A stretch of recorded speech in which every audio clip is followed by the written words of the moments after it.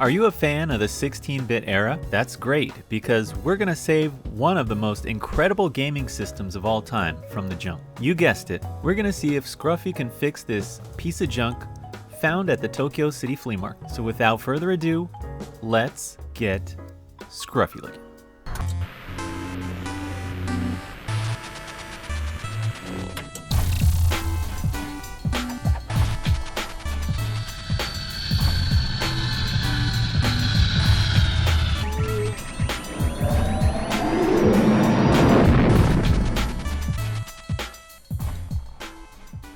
This difficult to look at, battered and bruised Super Famicom has definitely seen better days. In a previous video, I picked up this Super Famicom with a bundle of stuff. Upon returning home for testing, lo and behold, the composite video didn't show more than a garbled mess. Further testing showed the RGB cables worked a bit better, but still not so great. So today, we're gonna see if this Famicom can be saved from the junk. So let's get to it. Disassembly. 6 gambit screws.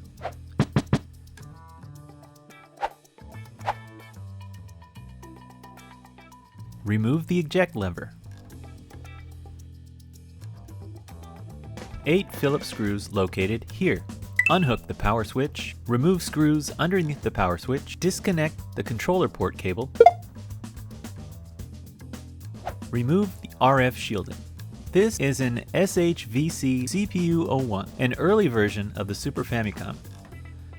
As you can see, the sound unit is compartmentalized into this removable unit, which I find quite charming.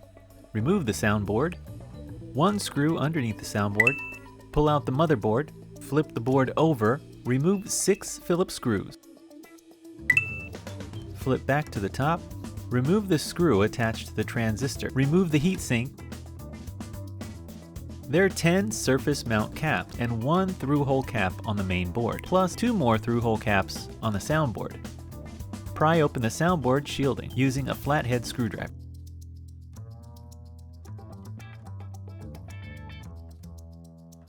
I like to make a list of the necessary replacement caps so I don't forget anything. Clean up some of the dust bunnies. We don't want to inhale all this dust in here. So I cleaned a little as I went. Next, let's gather the caps to make sure we have them all. Check, check, check, check, check. Now it's time to remove the SMD caps. In order to remove the SMD caps, you want to add a little heat on one side and lift in the opposite direction with your tweezers. Then do the exact same thing on the other side. And that should remove the cap. You want to repeat this step for the other 10 surface mounted caps. I left a few capacitor legs behind, so it's good to add some more solder in order to clean it up. Then some solder wick to take away the excess solder and clean it up with some IPA.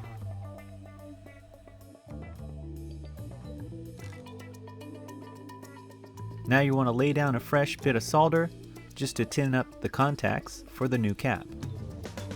Heat up one leg and push the caps while the solder is molten. Then do the same for the other leg.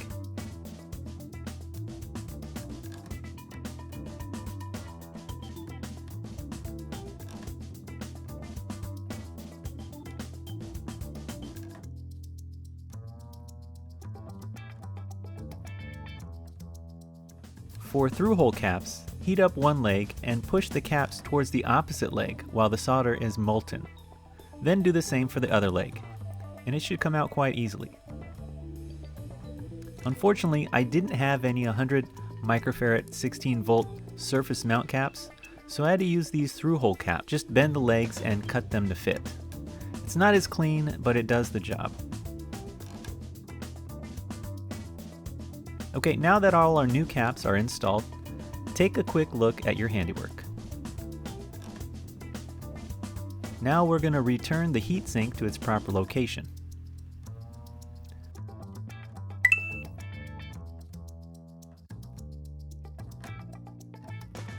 Let's clean out the cartridge pins real good with some IPA and a go-between. It's pretty interesting how the early Super Famicom has these removable cart slots.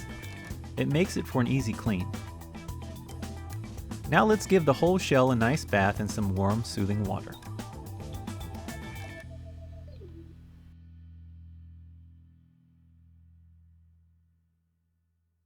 If you found this video useful and you really want to help out the channel, please consider donating by the way of super thanks. Just click the heart with the $sign and choose the amount you'd like to donate. Every little bit will go back to the channel to improve the quality of my videos. Plus, R2 really needs a new motivator. And if you can't donate, that's no biggie. Just don't forget to subscribe and click the bell for new weekly refurbs, modding, and game hunting from Japan, because it's free, and it happens every week. The shell has been washed in warm water and dish soap, and it's looking clean. Could use some retro brighting, but let's just see if it works first. Let's get her back in one piece real quick. Reset button, check. Lock mechanism, check.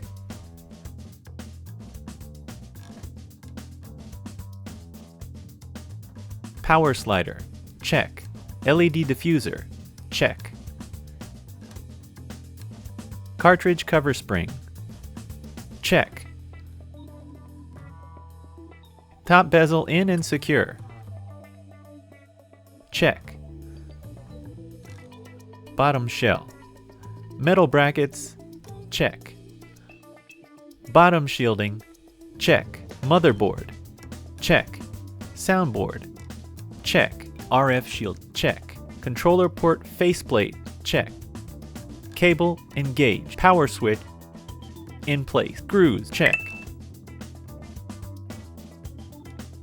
Ejector lever installed. Spring is locked and loaded. Assembly is complete. The moment of truth. We have the original Nintendo multi-out composite cables hooked up to my Sony PVM.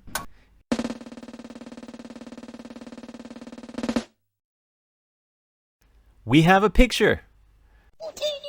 Wow, what a difference replacing the caps makes. Okay, now let's take a look at how the RGB output works with some of these HD Retrovision cables here. Here it goes. Wow, that is much better. No jitters, just pure RGB.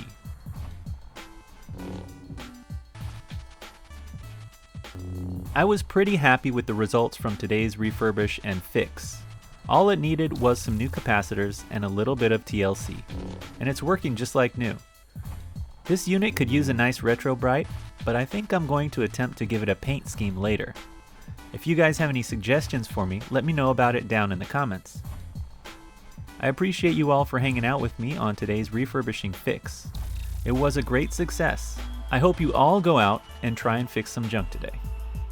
Whatever you do, take care, but above all, stay scruffy looking. Who's scruffy looking?